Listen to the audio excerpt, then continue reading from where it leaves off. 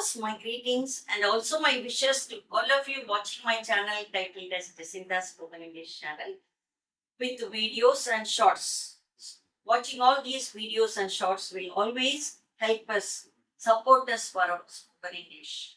So that our spoken English and our day to day dialogue can be the best, can be the excellent one.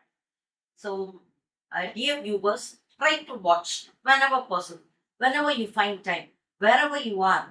If there's a chance to listen, please listen. Listening is the best skill for spoken English. First point is listening, then reading. Reading aloud is a skill, is a source for developing our spoken English.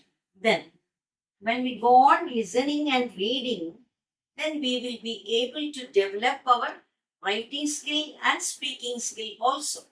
So both the skills will develop. When we are able to write correct English, anything in correct English without making any grammar error, the speaking also will be correct. The spoken language will be correct. So first step is listening.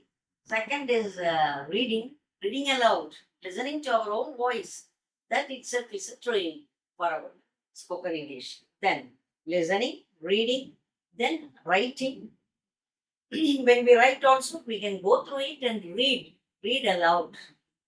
Just listening to our own voice, listening to our own English, we'll be able to locate the errors. When we can locate the errors of our own script, of our own writing, that will surely develop our skill for speaking also.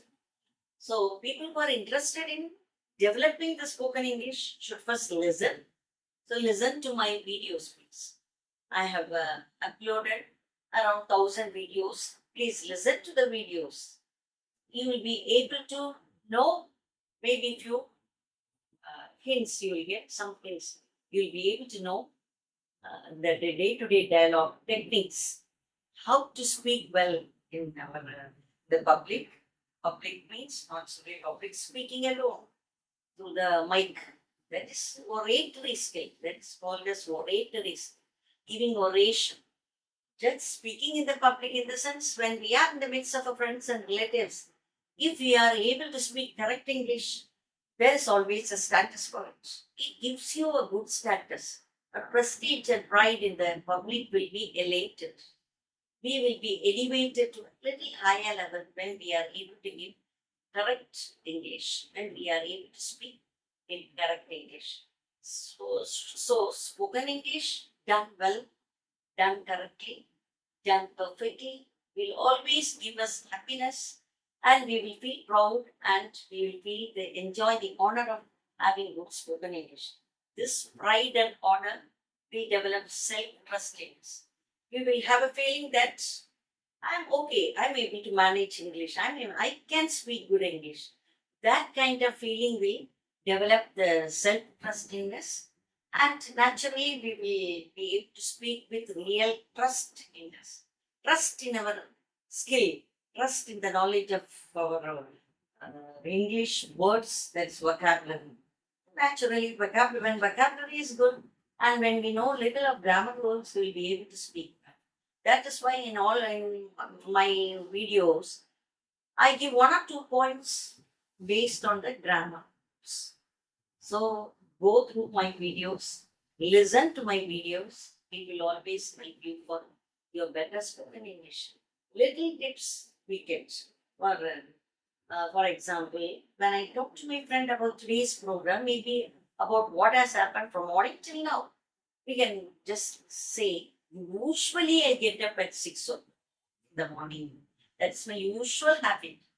There we use only simple present tense. So I say, usually I get up at 6 o'clock in the morning. That's get up.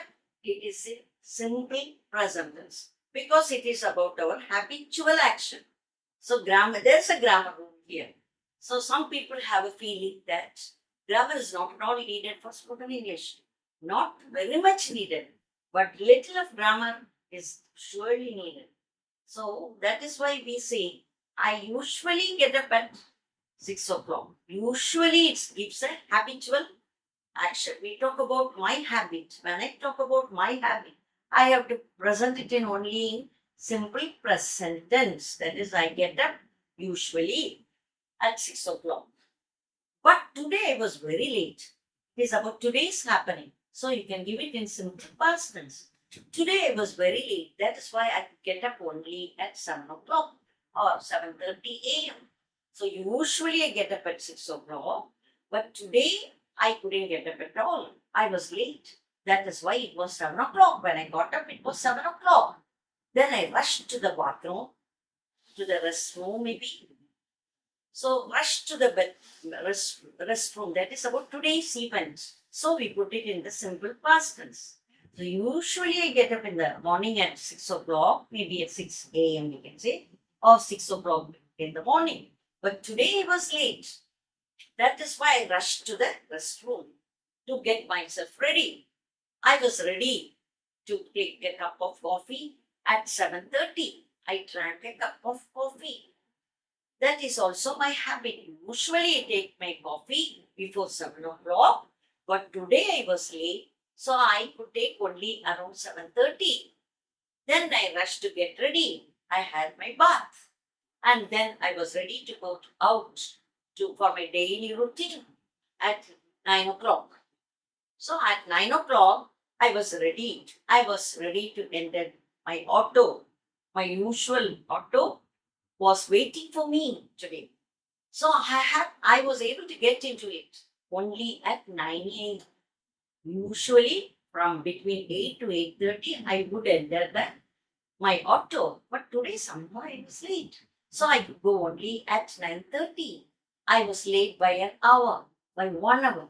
But the auto man was very kind enough to wait for me and was able to take me to my office at 9:30. So I could sign there only at 9:30, and then I started to work. This had happened today. When we talk about today's event, what had happened from the morning I got up till going to the office, we put it in past tense. I got up only at 7:30. I got ready. I entered my restroom and got ready quickly. I had a cup of coffee only at 7:30 a.m. I got ready and entered my auto only at 9:30. I could enter my office maybe at 10 o'clock only. So I was late today. All my program, everything, my schedule was little different today. When we talk about today's event, we put it in the past tense.